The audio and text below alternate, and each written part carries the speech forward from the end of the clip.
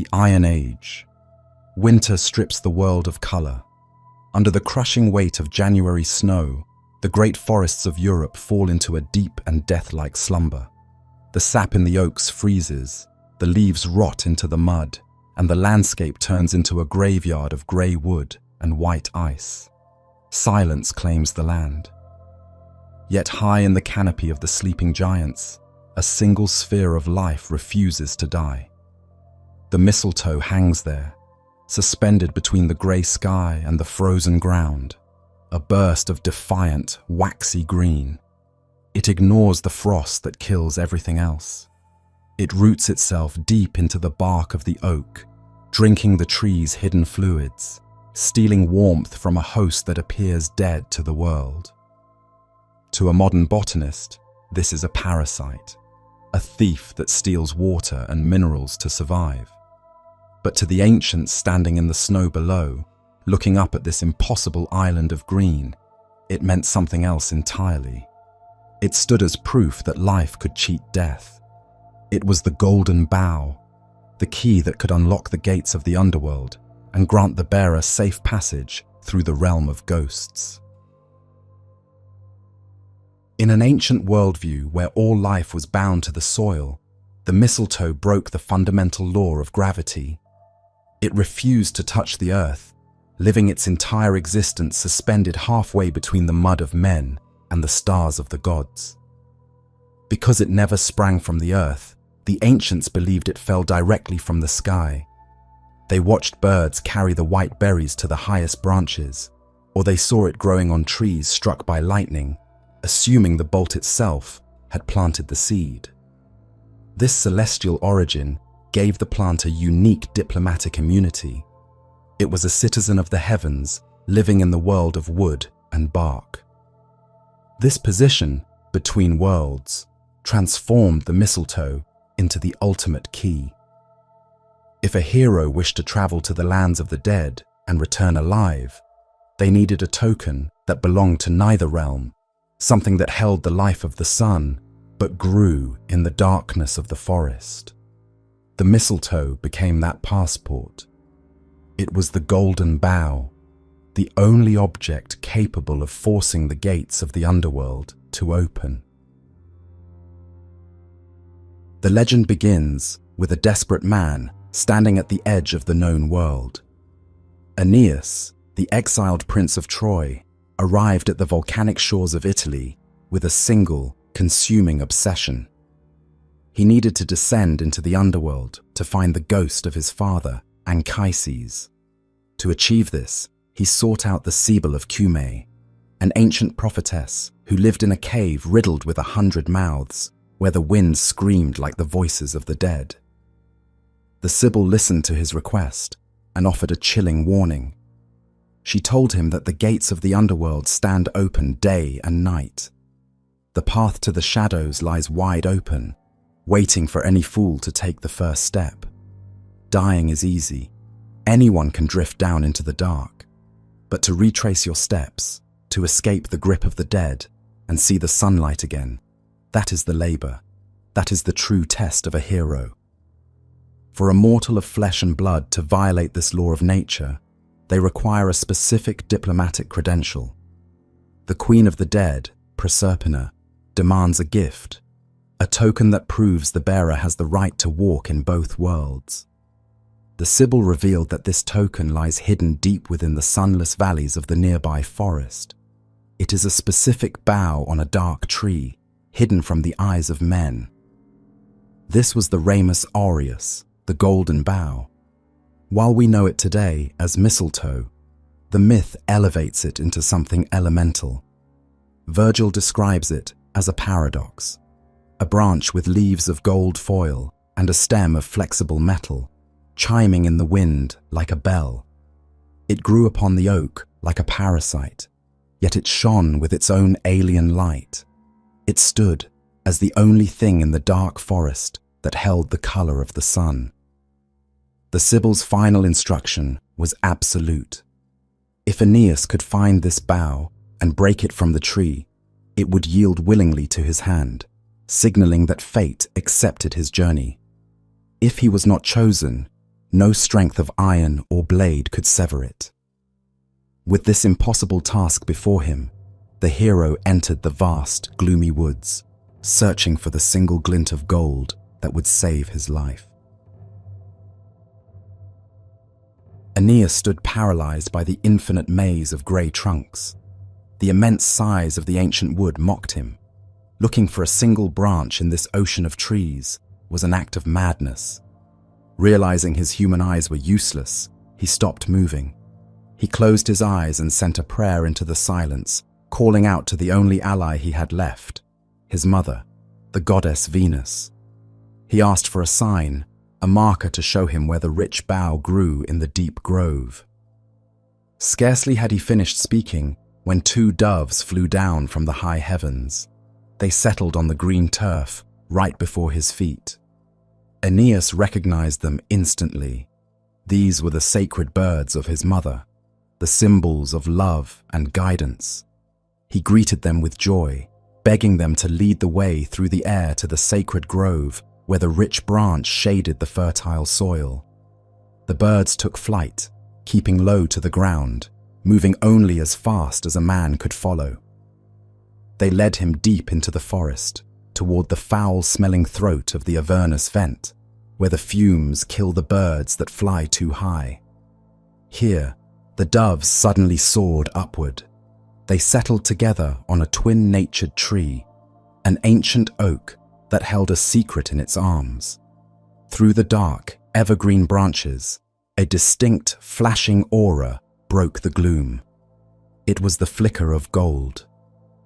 Just as mistletoe grips the oak in the dead of winter, flourishing with a yellow-green leaf that belongs to no seed of the tree itself, so did this leafy gold shimmer against the dark shadows. The metal leaves rustled in the gentle wind, making a soft, chiming sound. Aeneas had found it. The impossible object that bridged the gap between the living and the dead was real, and it waited for his hand. Driven by adrenaline and fear, Aeneas reached out. He grasped the alien branch. According to the prophecy, if fate was against him, no axe could hack it loose. But Aeneas was the chosen one. The metal stalk snapped willingly in his grip, yielding to his touch. With the glowing key in his hand, the Trojan hero turned his back on the light of the sun and marched toward the gates of the underworld. Clutching the glowing branch, Aeneas and the Sibyl descended until they reached the final boundary of the world, the river Acheron. Here, a tragic ocean of souls crowded the banks, mothers and husbands, heroes and children, all reaching out their hands in longing for the further shore. They stood as weightless, transparent shadows shivering on the bank, waiting for a ride they could not afford. They remained trapped between worlds, denied passage because they lacked a proper burial or the coin to pay the toll. The master of this stream watched them approach with eyes of burning coal. Charon, the terrible ferryman, ruled his craft with a tyrant's cruelty. He accepted the dead into his boat or beat them back with his pole as he saw fit. When he saw Aeneas, a man dragging a shadow, wearing heavy bronze armor that clanked in the silence, he shouted a challenge from the water. He demanded the intruder halt, warning that this realm belonged to the shadows and the sleep of death. He forbade the living from setting foot on his keel. The Sibyl did not waste breath on arguments or threats. She knew that swords were useless against a god of the underworld. Instead, she spoke simply. She assured the ferryman that they planned no violence and that the watchdog of hell could sleep soundly in his cave. She explained that the Trojan prince came only to kneel before his father. But seeing the skepticism remain in Charon's burning eyes, she played her final card. She reached inside her robe. "If you do not respect his piety," she said, "then recognize this." She revealed the golden bough, which she had kept hidden against her chest. The effect was instant. The sight of the branch silenced his rage instantly. It had been an age since the ferryman had seen the fatal gift, the ancient token of the forest. The anger vanished from his swollen heart, replaced by a deep, terrified reverence for the object that carried the authority of the queens of heaven and hell combined. Karen turned his boat to the shore without another word. He physically cleared the benches, shoving aside the gathered souls to make space for the heavy-limbed hero. The authority of the mistletoe superseded his own. It served as the supreme passport, a symbol so old and sacred that even the immortal guardians of the dead were bound to obey it. Aeneas stepped aboard, the first living man to do so in a generation. The physical reality of the intrusion became immediately apparent. As Aeneas stepped onto the vessel, the sewn-hide craft groaned in protest under the alien burden of a living body. The keel sank deep into the sludge, and marsh water leaked through the strained seams. While the ghosts had ridden light as air, the hero brought the crushing weight of bone and flesh into a world designed for shadows.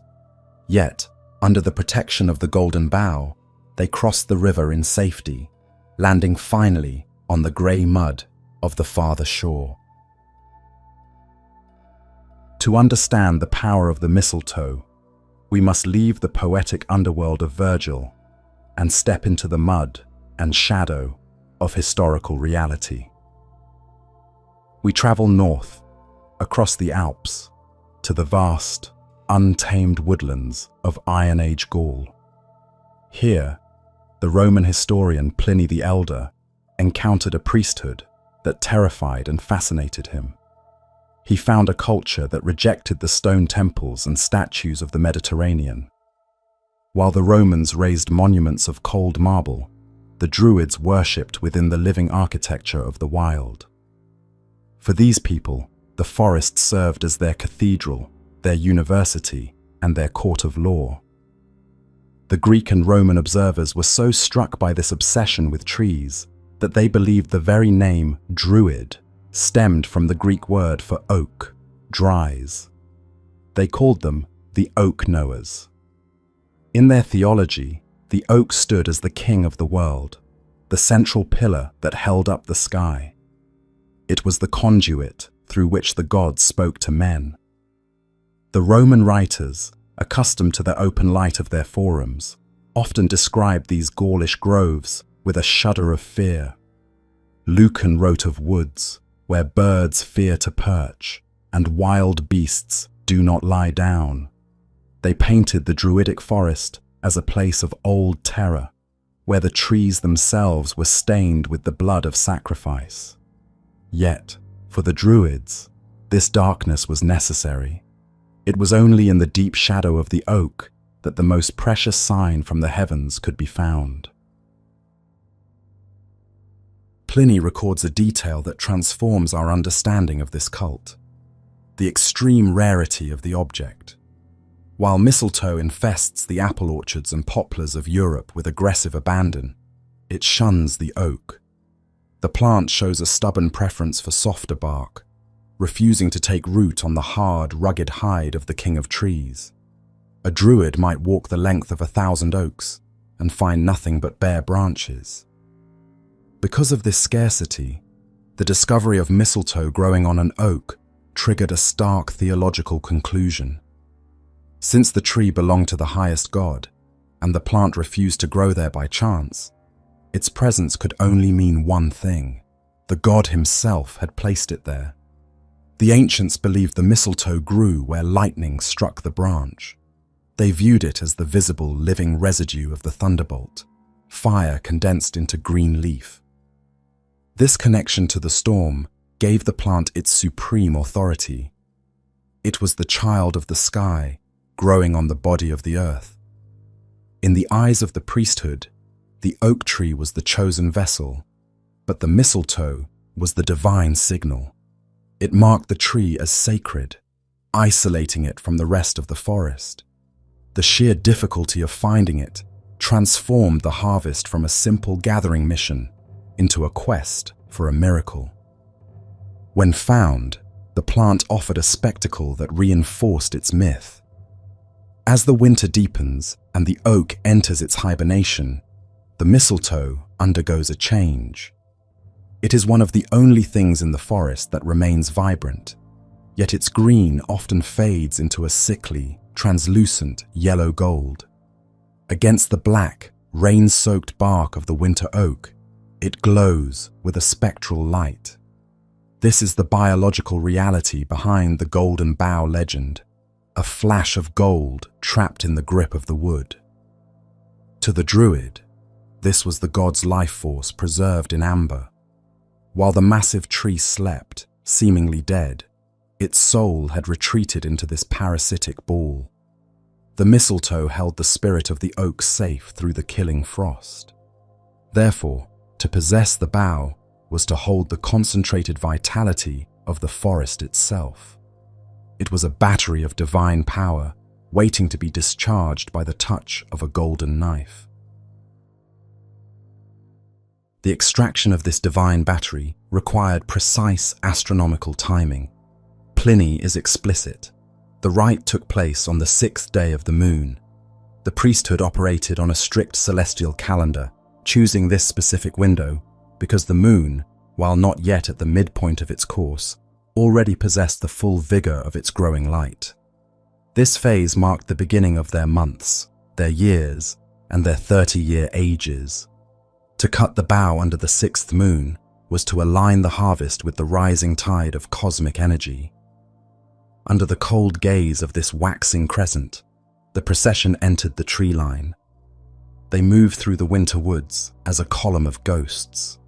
To mark the sanctity of the event, the druids donned vestments of pure, unblemished linen. This uniform of white served a dual purpose. It symbolized their purity before the gods, and it made them highly visible against the dark, chaotic tangle of the forest. They marched as a beacon of order into the heart of the wild. Behind the priests came the offering, the price required to pay for the miracle. 2 white bulls, chosen for their immense strength and lack of blemishes, were led through the snow. Pliny notes a specific, chilling detail. These beasts had never known the yoke. Their horns remained unbound, untouched by rope or labor. They walked to their death as free creatures, wild kings of the field surrendering their vitality to the king of the trees. A disciplined silence governed the march until they reached the chosen oak. Here, in the shadow of the bough, the attendants began their preparations. They constructed a ritual feast at the very foot of the tree, laying out bread and wine on the frozen roots. This functioned as a high-state funeral and a coronation combined. They prepared the ground to receive a god, treating the tree not as a plant, but as a dignitary that required a banquet in its honor. The atmosphere at the foot of the tree vibrated with tension. In the animistic worldview, the oak was a living, conscious entity, and the mistletoe was its heart. To take it was an act of surgical violence. The participants understood that they were about to mutilate a god to save their people. As the chief druid stepped forward, the chanting ceased. The woods fell quiet, waiting for the flash of the blade that would sever the link between heaven and earth. A single priest, clad in vestments of white, ascended the tree. He climbed through the dark architecture of the oak until he reached the anomaly, the cluster of mistletoe growing high in the canopy. To sever the plant from its host, he drew a tool unique to this ceremony, a sickle fashioned from pure gold. This choice of metal followed a strict theological logic. Druidic law strictly prohibited the touch of cold iron, believing the metal's magnetic properties offended the spirits. Only gold, the metal of the sun, possessed the purity required to touch the Thunder Child. The use of a golden blade represented a sophisticated form of sympathetic magic. Since the mistletoe turned golden yellow in the winter, and since it represented the fire of the sun trapped in the wood, the tool had to match the nature of the harvest. Like cures like. However, gold is a soft, malleable metal. it lacks the bite of steel. The cutting required physical strength and precision, forcing the priest to saw through the tough, woody stem of the parasite with a blade that could easily bend in his grip. While the priest worked in the branches, the rest of the order assembled directly below him to enact the most critical safety protocol of the night. They unfurled a white cloak, or sagum, stretching it taut between them like a fireman's net. This sheet served as an insulator. The entire purpose of the ritual hinged on maintaining the plant's state of levitation. As we established, the mistletoe derived its power from its refusal to touch the earth. The ground acted as a grounding wire. Contact with the soil would instantly drain the battery of its divine charge, turning a god back into a weed. The tension peaked as the golden sickle finally severed the connection. The bough broke free.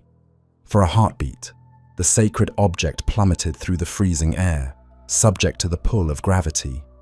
This was the moment of danger. If the priest fumbled the cut, or if the catchers missed their mark, the months of waiting and the astronomical calculations would crumble into failure. The silence of the forest broke only with the soft thump of the plant landing safely in the center of the white linen. A collective exhalation went through the grove. The catch preserved the plant's stateless nature. It had passed from the wood of the tree to the wool of the cloak without ever grazing the profane mud of the world.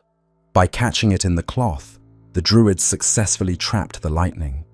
They now held a raw, ungrounded source of magical energy, ready to be processed into the medicines and elixirs that would protect their people for the coming year. With the prize secured, the ritual pivoted from anxiety to celebration. The white cloth containing the bough became a portable altar. In the eyes of the gathered tribe, that bundle of leaves contained the cure for sterility, a ward against poisons, and a shield against witchcraft. They called it Omnia Sanantem, the all-healer. But before the healing could begin, the exchange had to be balanced. The plant had been taken. A life had to be given in return. The eyes of the priesthood turned to the two white bulls waiting in the snow. With the golden bough safely cradled in the white linen, the balance of the universe demanded immediate repayment. The druids operated on a strict spiritual economy. To take the soul of the tree, one had to offer a soul of equal weight. The two white bulls, standing patient and unbound in the snow, served as this currency. The priesthood prayed to the deity who granted the gift, asking that the offering be accepted as a fair exchange. As the prayers concluded, the blade fell. The hot blood of the bulls steamed in the freezing winter air, spilling onto the roots of the oak. This act completed the circuit. The vitality of the animals soaked into the earth to feed the tree, while the vitality of the tree, captured in the mistletoe, was taken by the men. The Roman observers viewed this bloody exchange with a mixture of horror and respect, noting that the druids believed their gods would only yield their secrets when compelled by the surrender of a living spirit. Once the sacrifice ended, the all-healer was processed for human use. The druids took the bough and crushed the white berries, mixing them into a potent draught. They believed this substance served as a universal fuel for life. If given to barren animals, it guaranteed fertility. If taken by those suffering from poisons or epilepsy, it acted as the ultimate antidote. The plant that grew between the worlds possessed the power to bridge the gap between sickness and health, forcing the body to heal through the sheer imposition of divine will. This belief in the mistletoe as a life-giver was absolute. For the Celts of Gaul, the plant represented the seed of the oak, the reproductive essence of the thunder god himself. To drink it was to ingest the raw energy of the storm. For centuries, this green parasite stood as the supreme symbol of vitality, protection, and the triumph of life over the winter death. It was the benevolent key to the universe. But symbols are fluid things. As we travel further north, leaving the forests of Gaul for the fjords of Scandinavia, the Golden Bough undergoes a dark inversion. The same plant that the Druids worshipped as a healer, the Norse feared as a hidden weakness. In the Eddas, the mistletoe is not a gift from the thunder, it is an overlooked shadow. It transforms from a key that opens doors into a weapon that ends worlds. The healer becomes the assassin. In the grand library of Norse mythology, one figure stands apart as the universal beloved. Baldur, the second son of Odin, existed as a creature of absolute illumination. The prose Edda tells us that he was so fair of face and so bright that light literally shone from his body. While Thor commanded respect through violence and Odin through wisdom, Baldur commanded it through a supernatural goodness. He served as the living anchor of joy for the Aesir, the one thing in the war-torn cosmos that remained pure. His hall, Breidablik, reflected this nature. The myths describe it as a sanctuary where nothing unclean may pass. It stood as a fortress of innocence in a brutal world. For the Vikings, a people intimately familiar with blood feuds and long winters, Baldur represented the promise of the return of the sun. He was the golden summer personified in flesh, the guarantee that warmth and life would always triumph over the cold. But perfection in Norse myth is always fragile. A shadow fell over the Golden Hall when the brightest god began to suffer. Night after night, Baldur woke screaming, tormented by vivid, recurring nightmares. These nightly terrors arrived as heavy, suffocating prophecies. They showed him darkness swallowing the sun, the wolf devouring the moon, and his own blood staining the white stones of Asgard. The god of light found himself trapped in a personal darkness he could not banish. The impact of these dreams rippled through the pantheon. In Asgard, dreams functioned as messages from the fates, weaving the inescapable web of the future. The Aesir understood the stakes immediately. If Baldur died, the light of the world would vanish. His death would signal the breaking of the bonds of kinship and the beginning of the Ragnarok. A paralysis of fear gripped the council of the gods. They looked at the young sun god and saw a walking corpse. Amidst the panic, one voice rose with a plan of action. Frigg, the wife of Odin and the mother of Baldur, refused to accept the verdict of the nightmares. As the goddess of marriage and foresight, she possessed a deep knowledge of the hidden connections between all living things. She proposed a solution of staggering ambition. If the world intended to harm her son, she would force the world to promise otherwise. She would travel to every corner of creation and extract a binding oath of safety from every atom of the universe. Frigg descended from the high gates of the Golden City to walk the paths of the lower worlds. Her journey stands as one of the most exhaustive undertakings in mythology. She sought out the spirits governing every substance in existence to extract a sacred promise.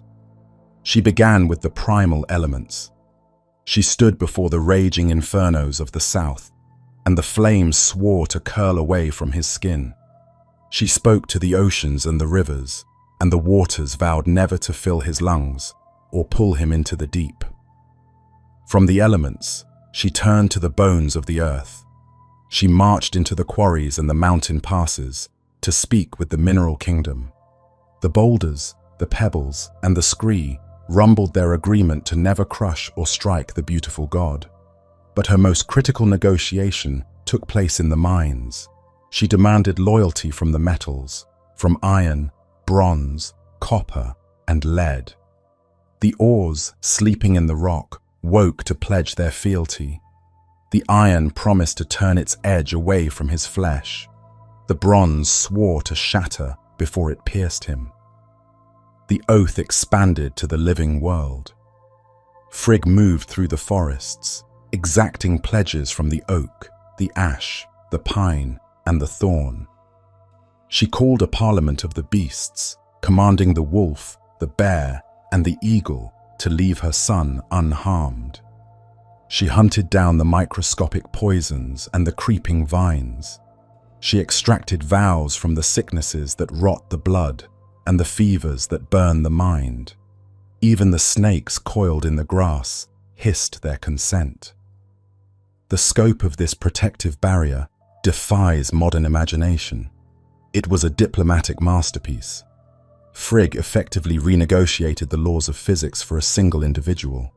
By the time she returned to Asgard, she had silenced every potential threat in the cosmos. The universe had effectively conspired to keep Baldur alive. In her thoroughness, she believed she had constructed a suit of armor made not of steel, but of the goodwill of reality itself. The result was immediate and miraculous. Baldur stood armored in the promise of creation itself. Fire refused to burn him, metal refused to cut him, stone refused to bruise him. He walked through the world as a man existing outside the cycle of pain. The nightmares ceased, replaced by a new era of confidence. The gods, seeing their beloved prince seemingly immortal, felt the grip of fear loosen, unaware that in her exhaustion, the mother of all things had walked past a single small bush growing west of Valhalla without saying a word. With the threat of death neutralized, the mood in Asgard shifted from panic to euphoria. The gods, fascinated by this new law of physics, invented a game to test the limits of Frigg's work. They gathered at the assembly field, encircling the shining prince. What began as a cautious experiment soon escalated into a daily sport. They hurled heavy stones at his chest. They thrust spears at his throat. They swung battle axes at his skull. To any outsider, this spectacle would look like an execution.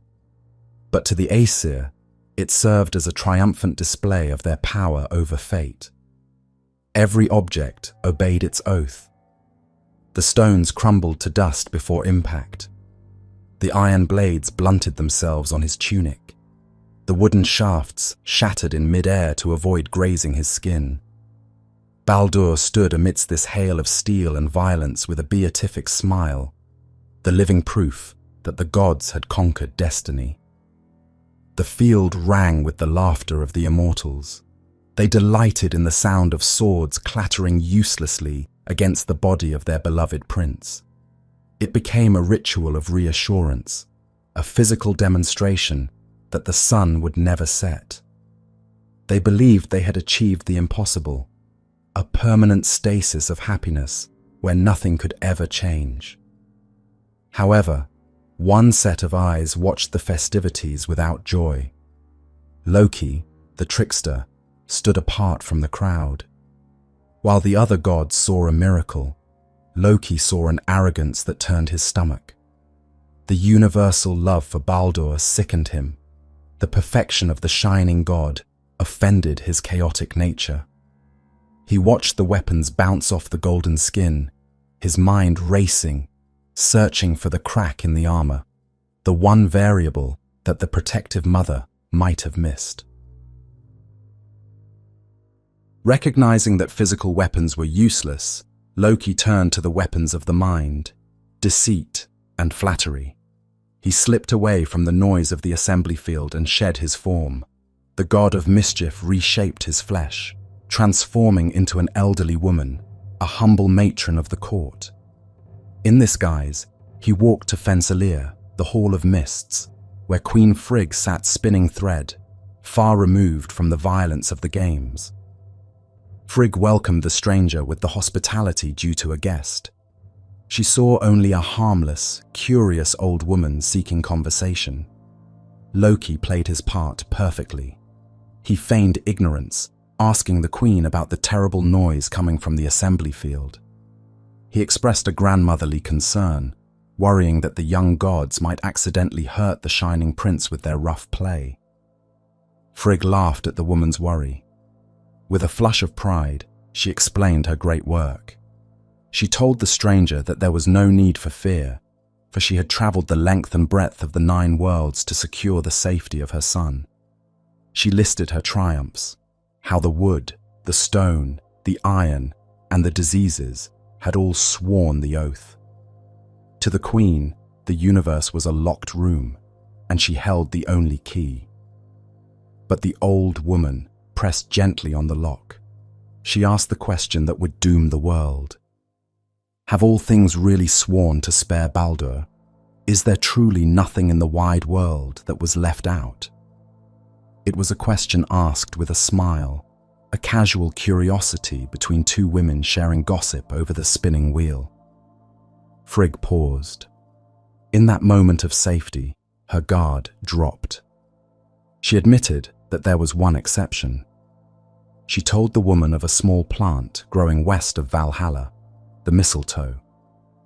To the queen of the gods, it appeared too young, too fair, and too weak to understand the solemnity of an oath.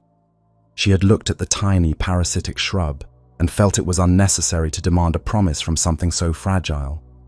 She had spared it the burden of the vow. This confession sealed Baldur's fate. Frigg saw the mistletoe through the eyes of a mother, as an innocent infant of the forest. She failed to see it through the eyes of an assassin. She revealed the location, west of Valhalla. She revealed the logic. It was unsworn. The disguise had done its work. The old woman nodded, thanked the queen for easing her mind, and shuffled out of the hall. The moment he crossed the threshold and vanished into the shadows, the mask fell away. Loki raced to the west of Valhalla. He found the plant exactly where Frigg had described. It was indeed young and pliant, but in the hands of a craftsman, even a reed can become an arrow. He tore the mistletoe from the bark. He did not treat it as a sacred healer or a golden bough. He treated it as raw material for murder. He sharpened the stalk into a dart, a missile that carried no oath and owed no loyalty to the god of light. Loki returned to the assembly field with the mistletoe concealed in his tunic. The game of Strike the God raged on, louder and more violent than before. But amidst the cheering crowd, Loki identified the perfect instrument for his crime. Hoder, the blind brother of Baldur, stood on the periphery of the circle. Eternal darkness veiled his eyes, separating him from the spectacle. While the others celebrated the invincibility of the sun god, Hoder listened in silence, isolated by his disability and his lack of a weapon. The trickster approached him with the voice of a helpful friend. He asked Hoder why he stood idle while the rest of the pantheon honored his brother. Hoder replied with the simple truth. He possessed no sight to aim a throw, and he held no weapon to cast. Loki offered a solution that sounded like kindness. He promised to act as Hodra's eyes. He placed the sharpened mistletoe stalk into the blind god's hand, instructing him to throw it toward the sound of laughter to pay his respects to the prince. Hoder accepted the gift.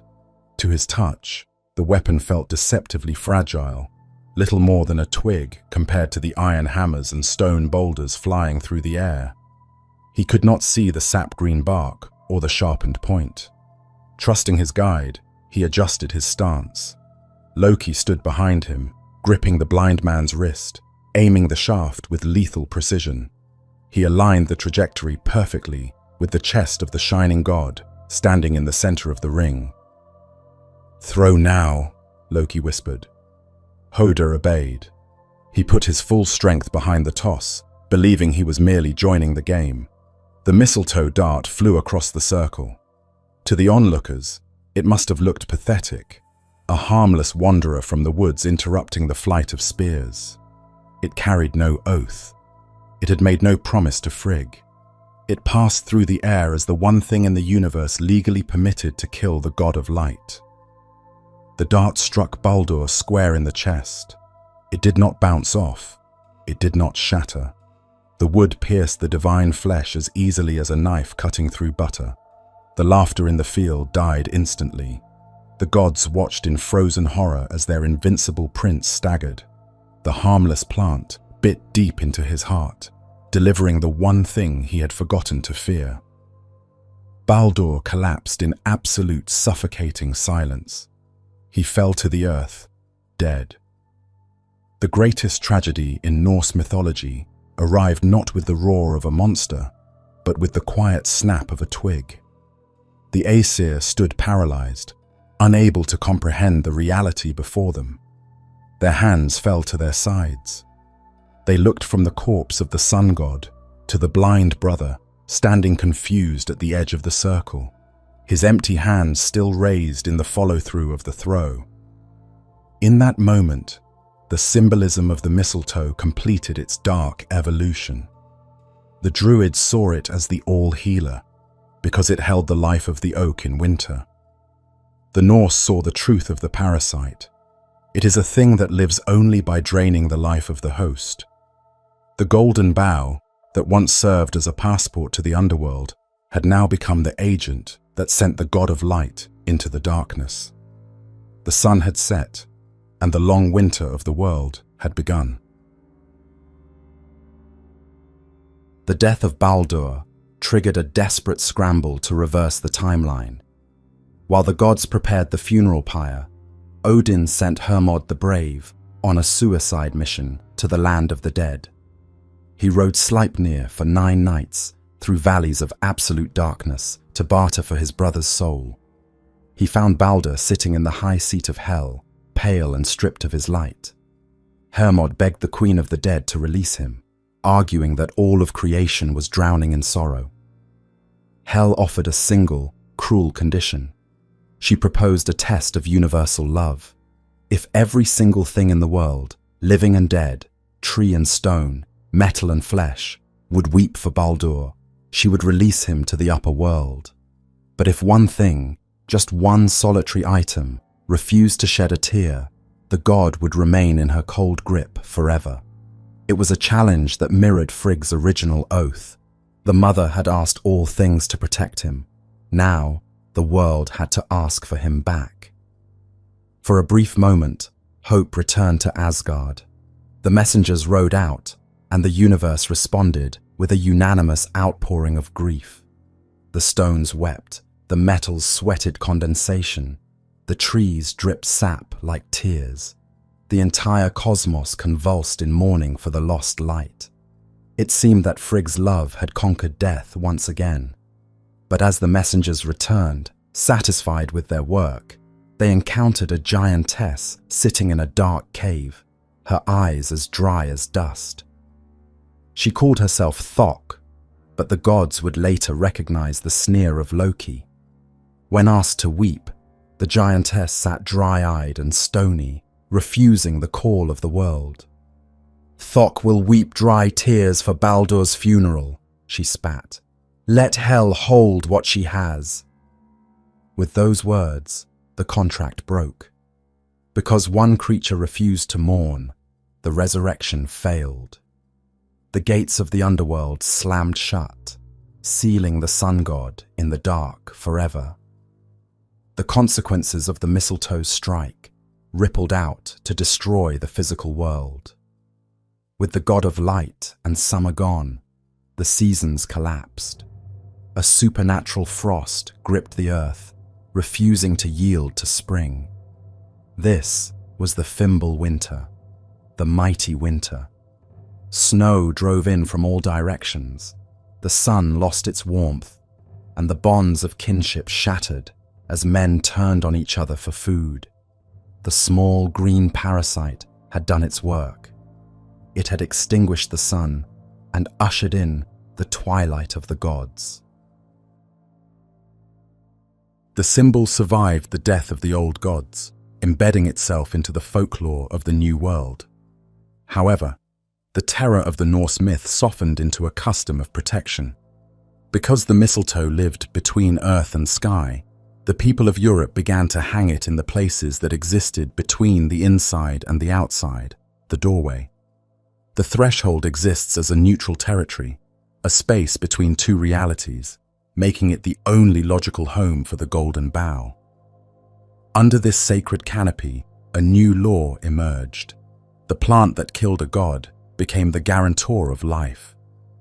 In the unruly days of the Middle Ages, the mistletoe functioned as a diplomat. If enemies met beneath the bough in the forest, or if a guest stepped under it in a doorway, custom demanded a ceasefire. They laid down their arms and declared a truce until the following day. This ancient treaty gave birth to the modern tradition. The kiss originated as a formal seal of peace, a treaty between enemies to acknowledge that, for one night, under the white berries, no blood would be shed. Today, we reenact these ancient rites in our living rooms, often without understanding the script we are following. When we hang the plastic sprig above the doorframe, we unknowingly construct a druidic altar. When we demand a kiss beneath it, we mimic the desperate plea of Frigg, trying to extract a promise of love from a dangerous world. The romance serves as a modern mask, a soft disguise worn by one of the oldest and most fearsome symbols in human history. So, the next time you find yourself standing under the mistletoe, look past the red ribbon. Remember the golden bough that unlocked the underworld. Remember the white robes and the golden sickles in the moonlight. Remember the arrow that killed the sun. This small green parasite carries the weight of our oldest fears and our deepest hopes. The impossible green that proves, even in the dead of winter, life refuses to surrender.